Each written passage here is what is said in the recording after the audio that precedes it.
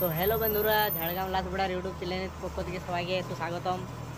তো ফাইনালি বাইরে আসবো না করতে করতে কিন্তু ফাইনালি আমি বাইরে চলে এলি।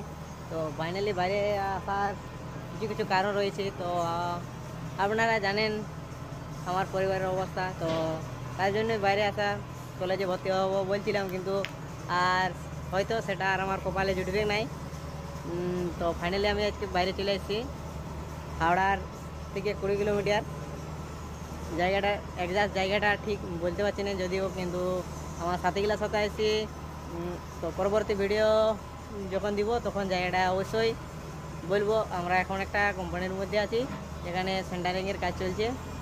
তো ফাইনালি আমি সব কিছু গুছগাছ করে দিয়ে ঘরে চলে এসেছি। তো আমার ঘরে যেসব যন্ত্রপাতি বা কী সব গুছগাছ করে আসছি সেইগুলোর ভিডিওটা দেওয়ার জন্য এই ভিডিওটা বানানো। এটা আমার খুব শখের জিনিস, এটা ব্যাটারিটা।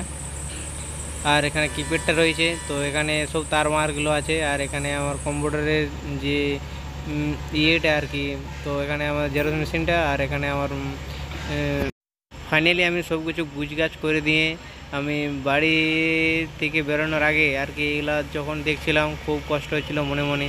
তো ফাইনালি কিছু করার নেই, মধ্যবিত্ত পরিবারের ছেলেদের তো আর কিছু করার থাকে না, তাই একবার সম্পূর্ণ বাড়ি ছাড়তেই হয়।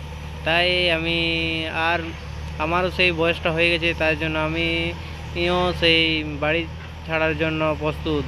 এই মুহূর্তে আমি সব কিছু গুছগাছ করে দিয়ে সকাল সকাল সব কিছু গুছ করে দিয়ে আর আমি বেরিয়ে পড়লাম আমার সেই বিদেশ যাওয়ার রওনায় আর কি।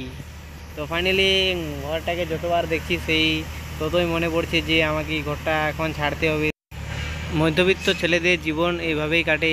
আমি জানি আমি মধ্যবিত্ত পরিবারের ছেলে, তাই আমার যখন এই ট্রফিগুলো দেখছিলাম যে স্কুলে পেয়েছিলাম, সেই ট্রফিগুলো দেখে খুব মায়া হচ্ছিল। আর আমার এই জীবনে স্কুল জীবনও শেষ, তাই খুব কষ্ট হচ্ছিল।